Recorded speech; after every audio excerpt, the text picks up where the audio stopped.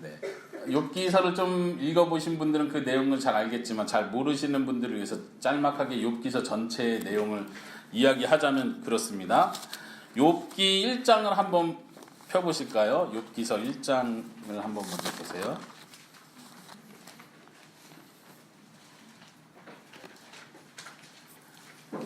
욥이라는 사람이 한 사람이 있었습니다. 그리고 이제 배경을 쭉 설명하는데 보니까 이 사람은 굉장히 옛날 시대, 아주 옛날 시대, 어쩌면 아브라함보다 더 그 전에 살던 사람인 것 같습니다. 이스라엘 사람도 아닙니다. 하나님을 믿는 사람이었고 하나님을 경외하는 사람이었습니다. 그리고 1장 6절부터 보니까 하나님의 아들들이 여호와 앞에 서 있는 장면을 설명합니다. 우리가 일상적으로는 볼 수 없는 장면으로 욥기는 시작을 하고 있습니다.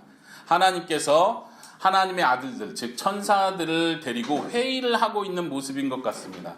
그 중에 하나님께서 거기 보니까 7절에 보면 6절 7절에 보면 사탄이라고 표현된 단어가 나옵니다. 사탄이라는 말은 히브리어로 대적하는 자 혹은 고소하는 자 이렇게 이해하면 되겠습니다. 그래서 이 사탄은 우리가 일반적으로 생각하고 있는 그 뿔 달린 삼지창 들고 있는 그 사탄을 생각할 필요는 없고요. 하나님의 부리시는 영 중에 천사라고 표현하시죠. 하나님이 부리시는 영 중에 대적하는 역할, 고소하는 역할을 하는 그 영을 가리킨다고 보시면 될 것 같습니다. 하나님 앞에 사탄이 나와서 하나님께서 칭찬한 욥에 대해서 의문을 제기합니다. 하나님, 욥이 하나님을 경외하고 하나님을 잘 믿는 것은 하나님께서 욥에게 좋은 것, 많은 것을 주셨기 때문에 그것 때문에 하나님을 신뢰하는 것입니다. 만약 하나님이 이것을 다 제거해 가시면, 하나님이 주신 좋은 선물을 다 가져가시면 욥은 아마도 하나님을 향해서 욕을 할 것입니다. 라고 하나님이 칭찬한 욥에 대해서 이 대적하는 자는 반기를 제시합니다. 그리고 하나님께서 어떻게 하십니까? 하나님께서 너가 그렇게 생각하느냐? 그러면 너가 시험해 볼 수 있는 대로 시험을 해봐라 하고 하나님께서 허락하십니다. 그래서 그 뒤로 바로 이어지는 장면이 그 경건히 살던 욥이, 특별히 죄를 짓고 특별히 하나님께 불순종하는 삶을 살지 않았던 그 욥이 큰 재난을 당하는 장면을 1장에서 보게 됩니다. 가지고 있던 모든 재산을 잃어버리고 심지어 자녀들까지, 가족들까지 다 잃어버리게 됩니다. 그러나 욥은 믿음을 지키는 사람이었습니다. 그리고 하나님에 대해서 나쁜 말을 하지 않았습니다. 이제 대적하는 자 두 번째 다시 하나님 앞에 나타납니다. 이때 하는 표현은 하나님, 가죽으로 몸의 피부를 말하죠. 가죽으로 가죽을 대신하겠습니까? 이렇게 어려운 말을 쓰죠. 이 표현은 뭐냐면은 하나님께서 가죽을, 피부를 둘러주셨습니다. 이런 표현이에요. 하나님께서 처음에 재산과 가족을 그를 위해서 둘러주셨던 것처럼 가죽으로 생명을 지금 지켜주시고 계시지 않습니까? 만약 이것까지도 건든다면, 하나님께서 보호하시는 모든 보호를 제거하신다면 욥은 반드시 하나님을 배반할 것입니다. 이렇게 제안하죠. 하나님께서 또 뭐라고 하십니까? 하나님께서 다시 허락하십니다. 그리고 욥은 어떻게 합니까? 욥은 여전히 자신의 모든 몸이 망가지고 굉장히 괴롭고 고통한 가운데서도 믿음을 지킵니다. 말을 함부로 내뱉지 않습니다. 이 장면을 우리는 욥을 통해서 봅니다. 그래서 우리는 보통 욥 하면은 제일 먼저 떠오르는 생각은 무엇입니까? 의로운 사람, 혹은 믿음을 지키는 사람, 신실한 사람, 혹은 끝까지 말로 실수하지 않는 사람, 이렇게 우리가 많이 욥을 기억합니다. 근데 욥기는 이 앞부분에서 끝나지 않죠? 사실 이제 욥기가 시작되는 부분이 그 부분입니다. 이제 욥기의 진짜 시작은 어디서부터 됩니까? 친구들이 이제 오는 것으로부터 시작이 됩니다. 이 친구들은 좀 누군지 알기 힘든 친구들이에요.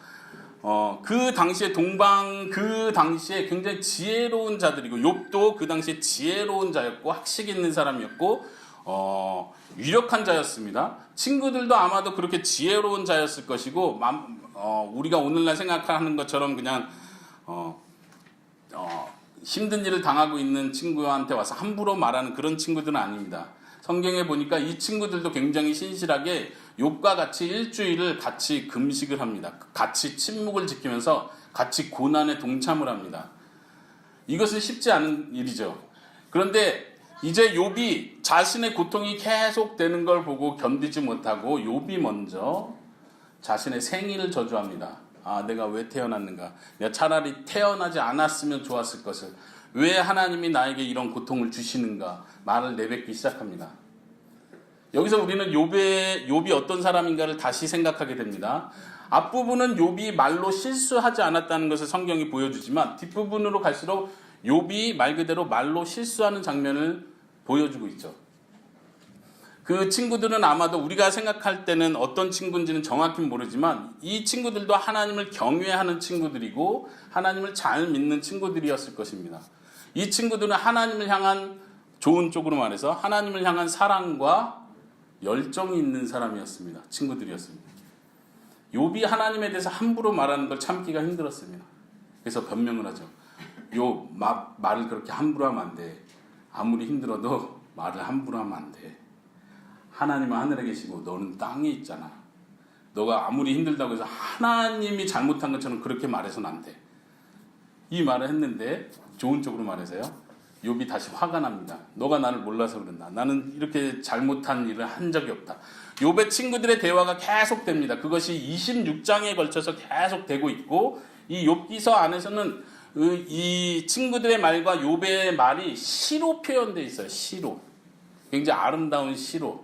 그러니까 굉장히 압축되어 있고 굉장히 표현들이 상징적이고 굉장히 많은 의미를 담고 있죠. 그래서 욥기서에 나온 그 친구들과 욥의 대화를 계속 읽다 보면 무슨 내용인지 알기가 힘듭니다.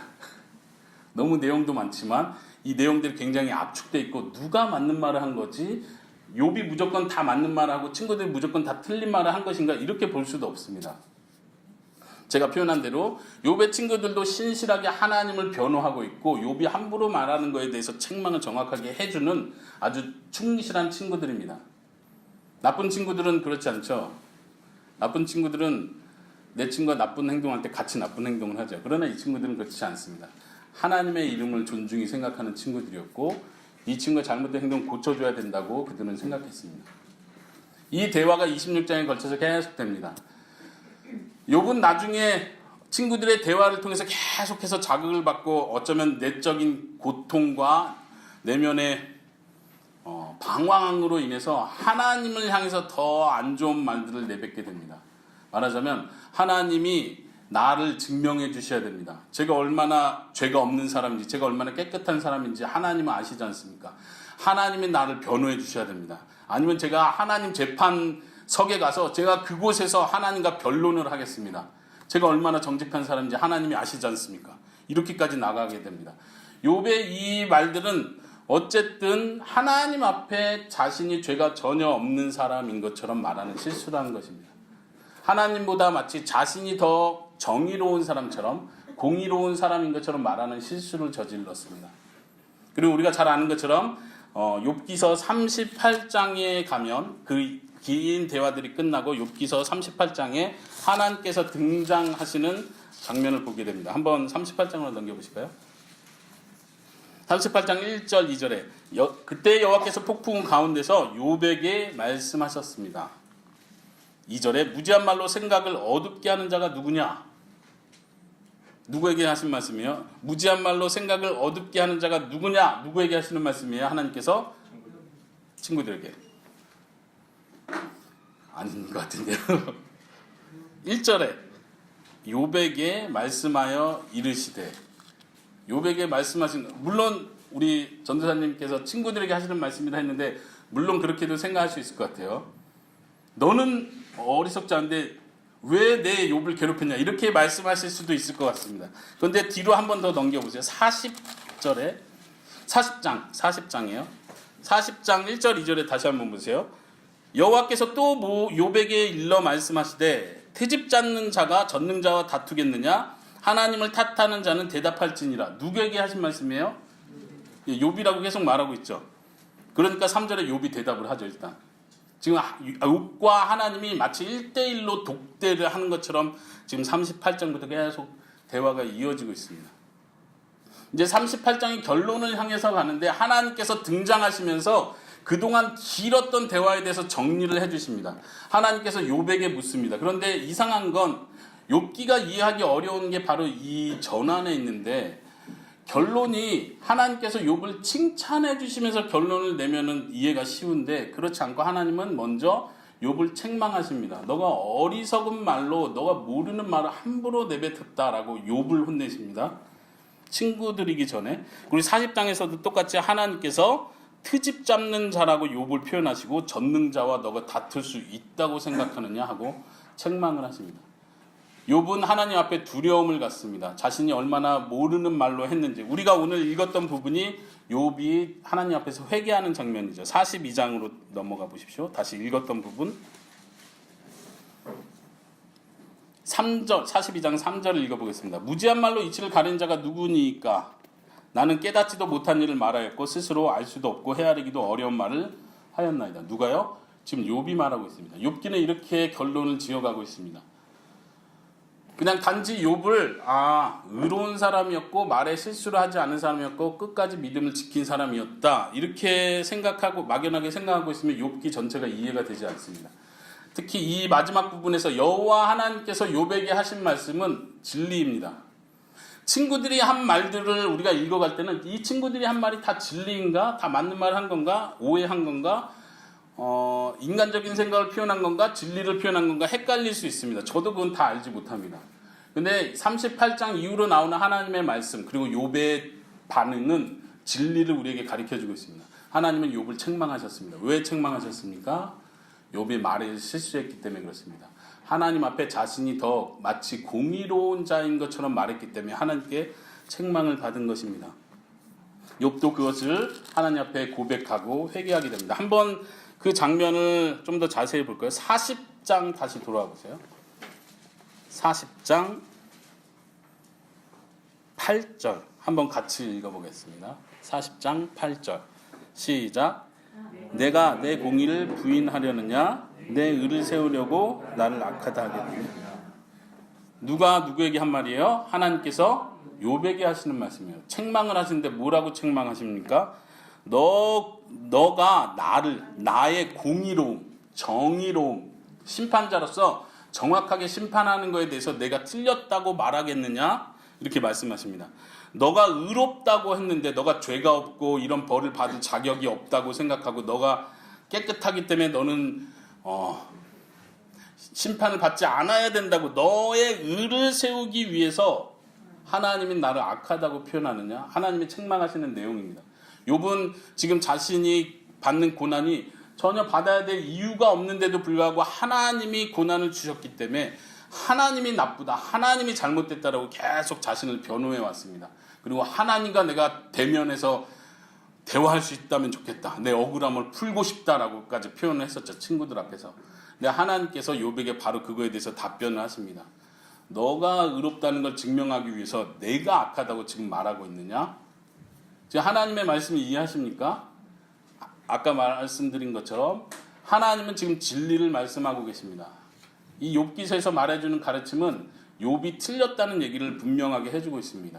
욥이 악하다는 것을, 욥이 하나님 앞에 큰 죄를 범했다는 것을 정확하게 짚고 넘어갑니다. 한번 보세요. 그 뒤에 구절 11절부터 제가 쭉 읽어볼게요. 하나님께서 욥에게 하시는 말씀이에요. 너의 넘치는 노를 비우고 교만한 자를 발견하여 모두 낮추되 모든 교만한 자를 발견하여 낮아지게 하며 악인을 그들의 처소에서 짓밟을지니라. 그들을 함께 진토에 묻고 그들의 얼굴을 싸서 은밀한 곳에 둘지니라. 그리하여 내 오른손이 너를 구원할 수 있다고 그리하면 내 오른손이 너를 구원할 수 있다고 내가 인정하리라. 이해되십니까? 지금 욥기서의 결론을 우리가 잘 이해하기 위해서 하나님께서 뭐 때문에 화가 나셨는지, 무엇을 지적하는지를 정확하게 알아야 됩니다. 물론 욥기의 마지막 결론, 하나님께서 그래도 친구들보다 너가 더 낫다라고 칭찬해주고 인정해 주십니다. 그리고 갑절의 복을 주십니다. 그것이 욥기서의 마지막 결론이죠.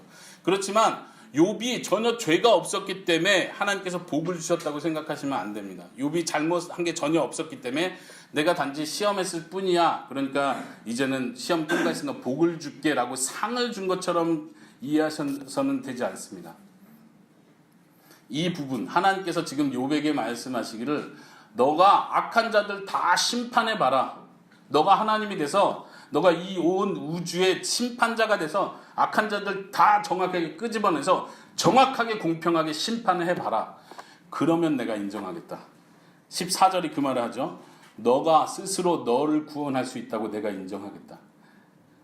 다시 말하면 욥은 지금 스스로가 의롭다고 생각하고 스스로 의롭기 때문에 스스로가 자신을 구원할 수 있다고 생각하고 있는 거예요. 구원 받아야 마땅하다고 생각하는 거예요. 하나님은 그렇지 않다고 말합니다. 너가 스스로 구원할 수 있다고 내가 인정해 줄게. 만약 너가 온 세상의 악한 자를 정확하게 다 심판한다면. 그럴 수 있습니까, 욥이? 그럼 욥이 대답하기를 네 하나님 그럼 한번 해볼게요. 이렇게 말할 수 있을까요? 아니요. 욥은 회개하는 거예요. 하나님 제가 모르는 말을 함부로 내뱉었습니다. 하나님 제가 감히 하지 말아야 될 말을 하나님 앞에서 함부로 했습니다. 용서해 주십시오. 제가 하나님을 미처 몰랐습니다. 제가 하나님을 함부로 말했습니다. 용서해 주십시오. 욥은 용서를 구했고 하나님께서는 그 용서를 받아주셨습니다. 이것이 욥기서의 내용입니다. 우리가 욥기서를 쭉 읽어가면서 많은 교훈들을 얻습니다. 특별히 욥이 믿음을 지킨 것에 대해서 우리가 교훈을 받고 도전을 받습니다. 욥이 특별히 인내한 것에 대해서 성경은 칭찬하고 있습니다. 욥은 인내한 사람이었습니다.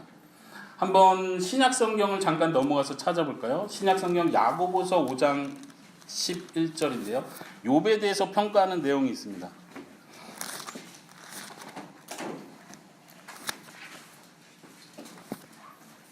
야고보서 5장 11절 찾으셨습니까? 찾으신 분들 저와 같이 읽어보겠습니다. 시작. 보라 인내하는 자를 우리가 복되다 하나니 너희가 욥의 인내를 들었고 주께서 주신 결말을 보았거니와 주는 가장 자비하시고 긍휼히 여기는 이시니라. 아멘. 믿으십니까? 성경은 욥의 인내에 대해서 본받으라고 우리에게 분명하게 교훈을 합니다. 그러나 성경은 욥이 죄를 짓지 않았다라고 말하지 않습니다. 욥은 죄를 지었습니다. 하나님 앞에 크게 혼날 수밖에 없는 자였습니다. 그렇지만 욥은 하나님을 저버린 자가 아니었습니다. 자기의 고통과 힘든 가운데 하나님과 항변하고 싶어 했던 사람입니다. 하나님 왜 이런 일이 나에게 일어났습니까? 라고 하나님을 끝까지 찾은 사람이었습니다. 그러면서 그 고난의 길을 끝까지 인내한 사람이었습니다. 그래서 우리가 본받는 것입니다. 어떤 사람들은 어려운 일이 생기고 문제가 생길 때 하나님과 점점점 멀어집니다. 하나님도 나에게 도움이 되지 않는구나. 왜 하나님이 지금 안 도와주지? 하나님보다 다른 게 필요하구나. 다른 사람이 차라리 더 잘 도와준다. 차라리 내가 실력을 쌓는 게 더 낫겠다. 차라리 돈을 더 벌어서 돈이 나를 지켜줄 수 있을 것 같다라고 자꾸 하나님하고 멀어지죠. 그러나 욥은 어려울 때 계속 하나님께로 더 가까이 가는 사람이었습니다. 그래서 욥의 인내를 본받으라고 하는 것입니다. 그러나 기억해야 될 건 제가 지금 하고 싶은 말은 오늘의 교훈은 욥의 인내를 배웁시다가 아니고 욥기에 나타난 하나님은 어떤 분인가에 대해서 우리가 생각을 해봐야 됩니다. 욥기에 나타난 하나님은 어떤 분이십니까? 욥기의 핵심은 거기에 있습니다. 욥기는 욥이 주인공이 아니라 하나님이 주인공이에요. 우리가 성경 전체를 지금까지 살펴보는 것처럼 창세기, 출애굽기, 레위기, 민수기 많은 인물들이 나오죠. 아브라함이 나오고 모세가 나오지만 아브라함과 모세가 성경의 주인공은 아니에요. 주인공은 누구예요? 하나님이세요. 하나님께서 아브라함을 통해 일하십니다. 하나님은 어떤 하나님이십니까? 아브라함의 삶을 보니까 하나님이 어떤 분인지를 좀 알 수 있을 것 같습니다. 모세의 인생을 보니까 모세 뒤에서 일하셨던 그 하나님을 우리가 보게 됩니다. 우리가 성경을 읽을 때 그렇게 읽어가죠. 욥기에서도 마찬가지예요. 우리가 특별히 욥에 들어오면은 하나님을 잘 보지 못합니다. 왜냐하면 너무 어려워요. 하나님이 진짜 선한 분이신가? 하나님 그냥 시험만 하시는 분인가? 왜 고통을 허락하시는 분인가? 하고 우리가 길을 잃어버립니다. 욥기서를 읽다가. 근데 욥기서는 아주 분명하게 하나님이 어떤 분인지를 보여주십니다. 우리가 그 부분을 한번 생각해 봅시다. 욥기서에 나타난 하나님은 어떤 분이십니까? 우리가 어디서 그 힌트를 얻을 수 있을까요?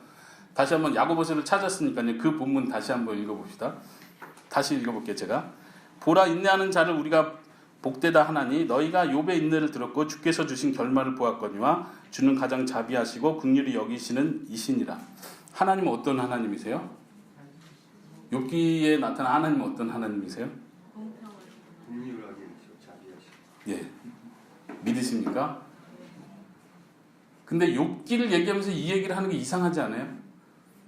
욥기가 지금 하나님은 긍휼하시고 자비로운 하나님이라는 걸 보여주고 있나요? 욥기가 마지막 장, 42장 마지막 결론은 뭐 2배로 주시고 갑절의 복을 주셨으니까 역시 자비로우셔. 역시 하나님은 인내한 사람에게 복을 주시는구나. 할렐루야. 느끼죠? 근데 이건 너무 욥기서 전체 42장 중에 몇 절만 그걸 보여주니까 우리가 이게 안 믿어지는 거예요. 지금 우리의 관심은 어디에 있어요? 욥기를 볼 때 우리의 관심은 왜 하나님이 의로운 사람에게 고난을 주시지라고 자꾸 생각합니다. 그래서 하나님을 못 보는 거예요. 하나님을 왜곡하는 거예요. 하나님은 어떻게 전제하고 있어요? 우리는 의로운 사람에게 고난을 주시는 분. 왜? 근데 성경은 그렇게 말하지 않아요. 모든 고난은 악한 자에게 주시는 거예요. 성경은 욥이 죄인이라는 걸 보여주고 있어요. 아까 찾아본 본문이 그거예요. 자기가 의롭다고 증명하기 위해서 하나님을 악하다고 말했어요. 진짜 그랬나요? 욥이 진짜 그랬을까요? 욥의 마음이 진짜 그랬을까요? 저는 모르죠. 근데 하나님이 그렇게 말씀하신다니까요. 너가 나를 악하다고 하느냐? 너가 의로워서? 그럼 너가 심판해봐라. 내가 인정해줄게. 누구한테 말해요? 지금 욥에게 말하고 있는 거예요. 하나님이 욥에게 너무 많이 화가 나셨어요. 근데도 우리는 여전히 욥은 의인인데 세상에서 제일 완벽했다고 했는데 왜 하나님은 고난을 주지? 하나님은 도대체 어떤 하나님이지? 이렇게 생각하니까 여기서 말하는 하나님이 가장 자비하고 가장 긍휼히 여기시는 하나님이라는 걸 이해를 못하는 거예요. 여러분들 욥기서를 읽어가시면서 가장 자비로우신 하나님을 보십니까? 하나님이 욥에게 화나시는 게 하나님 너무 오버하신다. 이렇게까지 욥을 이렇게 화내실 필요 있나라고 생각이 드십니까? 욥의 편에 들어가십니까? 하나님 편에 서셔야 됩니다. 하나님이 어떤 마음인지를 아셔야 됩니다. 하나님이 왜 욥에게 그렇게 화내시고 무섭게 말하시는지를 아셔야 돼요. 그렇지 않으면 욥이 이해가 되지 않습니다. 욥기가 이해되지 않습니다.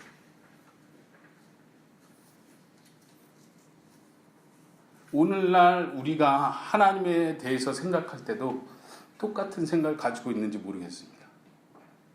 힘든 일이 생기고 문제가 생길 때 우린 자꾸 왜 하나님 날 안 도와주시지?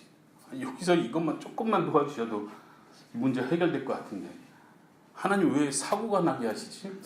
충분히 하나님이 모든 걸 다 주관하시면 여기서 사고 안 나게 해주실 수도 있는데 이 사람 안 만나게 해주실 수도 있는데 이 문제가 안 생기게도 할 수 있는데 여러분들 그런 고민 안 해보셨습니까? 저는 그런 고민을 되게 많이 해봤습니다. 어릴 때부터 많이 해봤습니다. 도대체 풀리지가 않습니다. 하나님이 진짜 온 우주를 다스리고 계신 거 맞는가? 진짜 하나님이 전능하신가? 진짜 하나님이 나를 보고 계신가? 진짜 하나님 모든 걸 다 계획했는가? 이게 풀리지가 않습니다. 왜 풀리지 않아요? 내 자신을 보니까 나에게 일어나는 일들을 보니까 그냥 이거는 그냥 임의로 주사위가 던져진 것 같아. 나는 그냥 이 땅에 태어났고 그냥 내가 알아서 살아남아야 돼. 내가 알아서 공부해야 되고 내가 알아서 좋은 대학 가야 되고 내가 알아서 좋은 사람 찾아야 되고 사업을 할 때 무엇을 할 때 내가 잘 생각해서 내가 잘 결정을 해야 돼. 다 나한테 달린 것 같아요. 복을 받으려면 내가 노력해야 되고 하나님께 응답받으려면 내가 더 열심히 기도해야 되고 도대체 하나님은 뭘 하고 계신 거지? 왜 저렇게 멀리만 계시지? 근데 그 멀리 계신 하나님이 나에게 좋은 걸 주는 것 같진 않아요. 여기서 표현하는 것처럼 하나님은 가장 자비롭고 긍휼히 여기시는 하나님이라는 게 잘 느껴지지가 않는 거예요. 네, 예수님을 보내주셔서 십자가에 죽게 하심으로 내 죄를 용서해 주셔서 구원해 주셨다는 걸 들으면 감사해야 될 것 같은데 그게 와닿지 않는 거예요. 생활 속에서. 교회에 오면은 목사님이 예수님 얘기하니까 그래 이 세상 힘들어도 어차피 죽으면 천국 가니까 그걸로 감사해야지 이렇게 살고 싶은데 살아가는 이 현실 자체가 너무 힘든 거예요. 그냥 살아가는 현실 속에서는 도대체 하나님이 보이지가 않는 거예요. 그냥 죽고 나서 내가 하나님 보면 다행이고 그냥 이 살아가는 동안 제일 안전장치로 그래도 교회 다니고 그래도 하나님 믿는다고 하고 그래도 문제가 생기면 그래도 하나님이 도와주지 않겠나 하는 마치 보험을 들어놓은 것처럼 문제가 생길 때 혹시 하나님이 도와줄지도 모른다라는 보험을 든 것처럼 그냥 하나님을 생각하고 있지는 않습니까? 우리가 하나님을 오해하는 것은 바로 여기에 있습니다. 바로 내 관점으로 자꾸 하나님을 이해하려고 하는 거예요. 욥도 지금 거기서 계속 하나님을 이해하려고 합니다. 내 관점에서 하나님을 이해하려고 하니까 도대체 하나님이 이해가 안 되는 거예요. 욥의 결론은 무엇이었습니까? 나는 의로운데 하나님이 나에게 악한 걸 주셨다. 그게 결론이에요. 내가 하나님 직접 만나서 왜 그러셨는지 물어봐야겠다. 친구들은 욥을 계속 말렸죠. 친구들도 하나님을 사랑하는 사람이었습니다. 친구들도 욥을 충실히 도와주려고 하는 친구들이었습니다. 그래서 충실된 말을 하는 친구들이었죠. 그래서 친구들이 내린 결론은 뭐예요? 욥아, 그렇게 생각하면 안 돼. 하나님이 악할 수가 없어. 하나님은 선하셔. 그리고 하나님이 벌을 내리셨다면 잘못한 거에 대해서 벌을 내리는 거야. 그러니까 너가 잘못하게 있는 거야. 그러니까 너가 회개를 해야 되지 하나님이 회개하는 게 아니야. 누가 맞습니까? 욥이 맞습니까? 친구들이 맞습니까? 어떻게 보면 친구들이 맞는 거예요. 지금 보면 친구들이 맞는 거예요. 그런데 성경이 말하는 건 욥이 특정한 죄를 졌기 때문에 그 특정한 죄에 대해서 하나님이 벌을 내렸다고 말하지 않는 거죠. 그냥 욥기는 끝까지 왜 어려운 일이, 왜 하나님이 재앙을 줬는지 설명해 주지 않습니다. 오늘 오전에 아이들과 욥기 이야기를 잠깐 하면서 물어봤어요. 왜 하나님께서 욥에게 고난을 허락했을까요? 그랬더니 한 똑똑한 친구가 대답을 하더라고요. 하나님이 사단하고 이야기를 했기 때문에, 사단에게 허락했기 때문에. 맞습니까? 맞습니까? 맞죠? 욥기서 1장이 그걸 보여주잖아요. 우리가 모르는 세계가 있어요. 만약 욥이 그 회의, 욥기서 1장에서 하나님의 천사들과 회의하고 있는 그 장면에 욥도 같이 앉아 있었다고 생각해 봅시다. 여기 같이 앉아 있고 여러분들이 다 천사들이에요. 제가 하나님이라고 가정을 하고 여기 욥이 있어요. 여러분들 욥이 얼마나 믿음이 좋은지 아십니까? 그랬더니 저쪽에 앉아 계신 분이 반대요. 그래서 이렇게 했어요. 그러면 한번 욥을 시험해 보십시오. 라고 했다고 보세요. 근데 욥이 여기 앉아 있어. 그래서 다시 땅에 내려가서 욥이 고난을 당했어요. 그럼 이해하겠죠. 아, 내가 왜 고난 당하는지 알잖아요. 아, 너무 힘들다. 죽을 것 같다. 그렇지만 버티자. 이건 시험이다. 지금 하나님의 명예를 위해서 내가 버텨내야 된다. 하나님이 날 인정해 주셨는데 내가 여기서 포기하면 안 되지. 하나님이 나를 자랑스럽게 여기시고 나를 기뻐하시는데 내가 여기서 포기하면 안 되지. 죽으면 죽었지 내가 포기하면 안 된다. 난 끝까지 믿음을 지킬 거야. 하지 않았겠어요? 어땠을 것 같으세요, 여러분? 그랬을 것 같죠? 욥은 그거를 보지 못합니다. 하늘에서 일어나는 일을 욥은 보지를 못하는 거예요. 볼 수가 없어요. 생각도 못한 일이고. 근데 욥기서는 그걸 확 보여주고 있어요. 너무 좋잖아요. 우리는 알잖아요, 이제. 여러분들에게 어려운 일이 생깁니까? 고난이 생깁니까? 문제가 있습니까? 하나님이 나랑 멀어진 것 같습니까? 기도해도 응답 안 해주시는 것 같습니까? 왜 그러시죠? 우리는 생각하기를 욥만큼 의롭지가 않아서 내가 잘못해서 그렇지. 그래 내가 죄를 졌으니까 벌을 받아야지. 그래 하나님이 나 미워하는 게 맞아. 하나님이 내가 나쁜 일을 많이 했으니까 나 미워하셔서 벌을 주겠지라고 생각합니다. 여러분들에게 일어나는 모든 일은 하나님께서 계획하시고 하나님께서 뜻하신 바가 다 일어나고 있습니다. 작은 사고가 나는 것, 작은 문제들이 일어나는 것, 누구를 만나고 내가 어느 회사, 어느 학교를 가게 되는 그 모든 것은 하나님께서 다 계획하시고 하나님께서 하나님의 이름을 위해서 여러분들에게 시험의 기회를 주시는 거예요. 믿어지십니까? 그러면 아까 제가 비유한 것처럼 생각하세요. 아, 이게 문제가 터졌는데 내가 어떻게 해야 되지? 막 짜증내고 불평하고 화내지 말고 하나님이 나를 시험하시는구나. 그렇게 생각할 수 있겠습니까? 너무 힘든 얘기를 제가 하고 있습니까? 우리는 욥기서를 봤지 않습니까? 욥기서의 시작과 끝을 봤지 않습니까? 어떻게 시작하는지 하나님이 대적하는 자에게 시험해 봐라. 내가 얘를 인정한다. 그래서 그 시험을 허락하셨기 때문에 시련이 시작된 걸 우리가 봤지 않습니까? 욥기가 끝날 때 하나님이 최후 가장 좋은 것으로 선물하시는 걸 보셨지 않습니까? 그리고 욥이 혼난 걸 봤잖아요. 말로 실수를 한 거, 불평을 했던 거, 자기가 의롭다고 한 거, 하나님이 악하고 하나님이 나쁘다고 말했던 거, 그것 때문에 혼난 걸 우린 봤잖아요. 그럼 우리는 어떻게 해야 돼요? 말 조심해야 되겠다. 그래. 아무리 하나님이 나를 미워하는 것 같고, 하나님 내 기도를 듣지 않는 것 같고, 하나님이 나를 싫어하시고 미워하셔서 마치 벌을 주시는 것 같이 느껴져도 어떻게 해야겠다? 말로 실수하지 말아야겠다. 제가 야고보서를 왔다 갔다 했는데요. 야고보서 1장 내용 혹시 기억하십니까? 너희가 시련을 만나거든, 고난과 어려움, 고통을 만나거든 어떻게 여기라? 기쁘게 여기라. 욥의 인내를 받지 않느냐. 다시 야고보서 5장으로 넘어가는 거예요. 1장에서 그 얘기를 하는 거예요. 시험을 당할 때 기뻐할 수 있는 이유가 있어요. 왜 그래요? 난 여전히 부족한데 하나님은 나를 시험하시는 걸 통해서 온전한 사람으로 만들어 가신대요. 욥이 지금 온전해지는 사람으로 간다는 걸 이해하십니까? 내가 이전에 하나님을 잘 몰랐는데 이제는 하나님을 알 것 같습니다. 욥이 지금 온전해져 가는 거예요. 욥이 온전한 사람으로 시작하는 것 같지만 욥기서 1장에서 욥은 아직 부족한 사람입니다. 이 땅에 사는 어떤 누구도 온전한 사람은 없습니다. 이 땅에 사는 어떤 누구도 의인은 없습니다. 욥조차도 당연히 의인은 아니었습니다. 다른 사람과 비교해서 의인이었죠. 다른 사람과 비교해서 온전한 사람이었죠. 하나님 앞에서 의로운 자, 하나님 앞에서 온전한 자 이 땅에 아무도 없습니다. 그리고 하나님은 그 사람을 온전한 자로 만들어 가십니다. 여러분들이 어려운 일을 당할 때 그것을 기억하십시오. 야고보서의 충고처럼 시험을 만나거든 기쁘게 여기십시오. 그리고 하나님이 나를 시험한다고 말하지 마십시오. 우리의 욕심에 이끌려서 시험을 받는 것뿐입니다. 하나님이 나를 시험하신다, 나를 유혹하셨다, 나를 죄에 빠뜨렸다 이렇게 말하지 마십시오. 우리는 하나님으로부터 계속해서 교훈을 받고 징계를 받음으로써 성숙해 나가는 것입니다. 우리의 죄를 계속해서 회개해야 합니다. 하나님, 나에게 이런 욕심이 있어서 또 이런 실수에 빠졌습니다. 하나님, 내가 잘못된 판단을 한 것은 바로 나의 죄성 때문이었습니다. 하나님, 내가 말에 실수를 한 것은 내 말에 이렇게 약하기 때문에 그렇습니다. 야고보서에서 똑같이 말에 대한 충고를 하는 것을 기억하십니까? 혀에 대해서 재갈을 물리라고 명령합니다.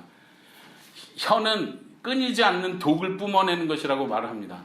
말을 조심하는 사람은 온전한 사람이라고 표현합니다. 계속 욥을 생각나게 하죠. 욥도 온전한 사람인 것 같았는데 결국 말로 실수를 합니다. 하나님 앞에 하지 말아야 될 말들을 막 내뱉습니다. 그것이 잘못이었습니다. 우리가 살아가면서 아무리 힘들더라도 하나님에 대해서 혹은 내 주위에 있는 사람들에게 함부로 책임 전가하는 표현들, 함부로 탓하는 표현들, 불평하는 표현을 하지 않으시기를 바랍니다. 조심하시기 바랍니다. 하나님은 하늘에 계시고 우리는 땅에 있기 때문에 그렇습니다. 욥기서를 쭉 살펴보면서 우리가 놓치지 말아야 될 또 하나 중요한 주제가 있습니다. 그것은 바로 욥기서 자체가 지혜서에 속해 있다는 사실입니다. 욥기서는 하나님을 보여줍니다. 하나님이 어떤 분이신지를 보여주고, 그러나 하나님을 아는 자로서 어떻게 사는 것이 참된 지혜자의 삶인가를 욥기서가 보여주고 있습니다. 그게 뭘까요? 어떻게 살아야 돼요? 결론을 쭉 보았으니까 말을 함부로 하지 않는 것이 지혜로운 삶이겠구나. 말을 함부로 하지 않는다는 건 내 마음 속에서부터 하나님을 인정하는 겸손한 자세가 있어야 됩니다. 나는 죄인이고 하나님은 완벽하신 분이시구나. 하나님은 선하신 분이시구나. 하나님은 자비하신 분이시구나. 내가 그렇게 하나님을 보이지 않는다 할지라도 하나님은 선하시고 자비하신 분이시구나 하면서 겸손히 말을 함부로 내뱉지 않고 사는 이 삶이 바로 지혜로운 삶입니다. 그래서 욥기서는 지혜 문학에 속해 있습니다. 우리가 지난 시간에 전도서를 살펴봤죠. 전도서는 허무하다, 인생이 허무하다로 끝납니다. 그렇지만 전도서가 그냥 허무하다고 끝납니까? 전도서가 하고자 하는 말은 뭐였습니까? 창조자를 기억해라. 죽음 이후에 심판이 있다는 걸 기억해라. 그리고 너가 이 세상 살면서 함부로 살지 마라. 모든 것을 심판하시는 분이 있다는 걸 기억해라. 이게 지혜다. 지금 계속해서 지혜에 대해서 말을 하고 있습니다. 욥기서도 우리에게 참된 지혜가 무엇인지를 보여주고 있습니다. 그 참된 지혜가 뭐라고요?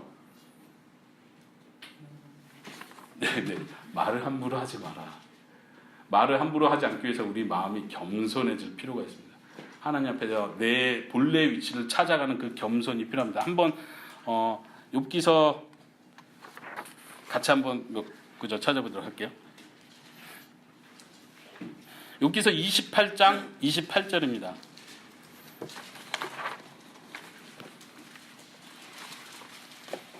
한번 28장 28절 찾으신 분들 같이 읽어볼까요? 시작.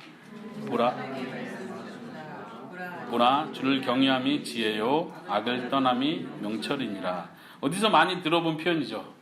잠언에서도 나왔던 표현이고 전도서에서도 나왔던 표현이에요.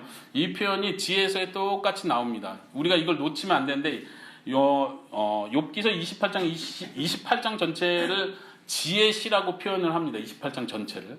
욥기서는 지혜 문학 안에서 쓰여진 지혜를 가르쳐주는 이야기입니다. 그래서 특별히 주를 경외하는 것이 지혜라는 걸 다시 한번 강조합니다. 경외하는 건 무엇입니까? 제가 읽어드릴게요. 잠언 10장 19절에 이런 표현이 있습니다. 말이 많으면 허물을 면하기 어려우나 입술을 제어하는 자는 지혜가 있느니라. 지혜에 대해서 말을 해주고 있습니다. 전도서에는 이렇게 표현합니다. 꿈이 많으면 헛된 일들이 많아지고 말이 많아도 그러하니, 말이 많으면 헛된 일들이 많아진다는 거예요. 오직 너는 하나님을 경외할지니라. 말을 조심하는 것과 하나님을 경외하는 것을 동일시시킵니다. 왜요? 하나님은 하늘에 계시고 우리는 땅에 있기 때문에 그렇습니다.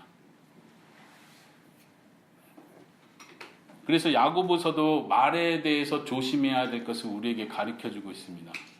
우리가 시험을 당할 때 함부로 하나님이 나를 시험한다, 하나님이 나쁘다, 하나님이 나를 버리셨다, 이런 말을 함부로 해서는 되지 않습니다.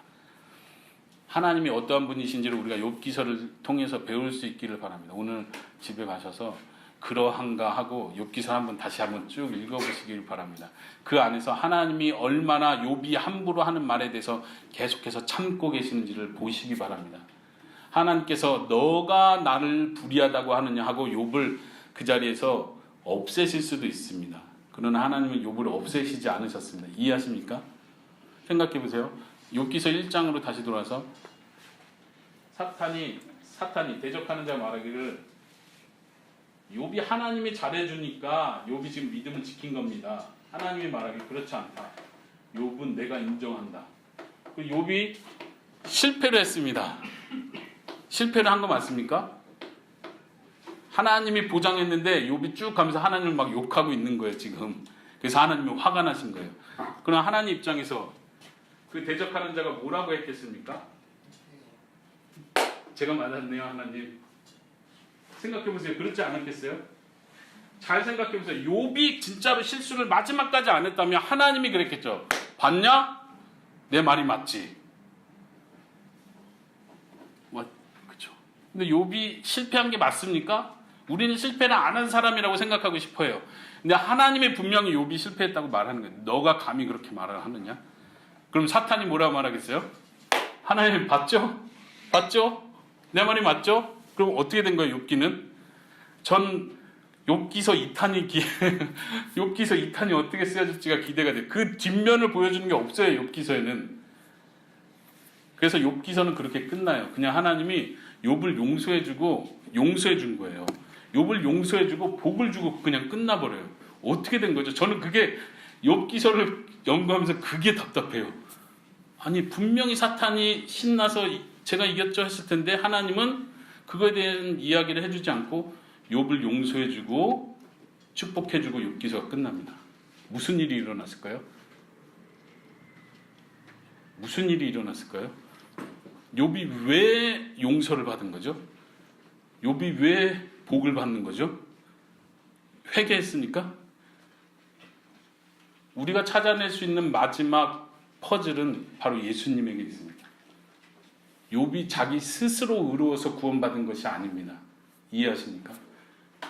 욥이 자기가 말에 실수를 하지 않고 끝까지 온전함 지켰기 때문에 구원받고 복을 받은 것이 아닙니다. 욥기서에 나타나지 않지만 예수님께서 그 일을 다 대신해 주셨고 그것 때문에 하나님은 욥을 용서하시고 그것 때문에 하나님은 욥에게 복을 주십니다. 그래서 욥기서에는 하나님의 자비하심이 드러나는 거예요. 하나님 그렇게 용서하시는 분이시구나. 함부로 말을 내뱉은 피조물인 한 사람을 하나님은 복을 주시는 분이시구나. 여기에 하나님의 자비하심이 있습니다. 우리가 욥기서를 통해서 하나님이 어떤 분이신지 참된 지혜가 무엇인지 그리고 우리가 어떻게 살아야 될지를 배울 수 있기를 바랍니다. 같이 기도하겠습니다.